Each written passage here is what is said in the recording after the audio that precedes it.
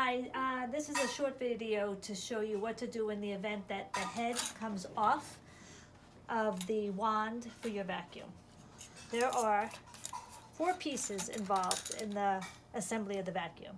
The wand, the head, a silver ring, and then the part that holds everything together. What you want to do is you want to put the silver, this plastic piece first, then the silver ring. Once that's in place, you just take the head, put it onto the wand, and turn it to tighten it onto the wand itself. Once it's screwed all the way in,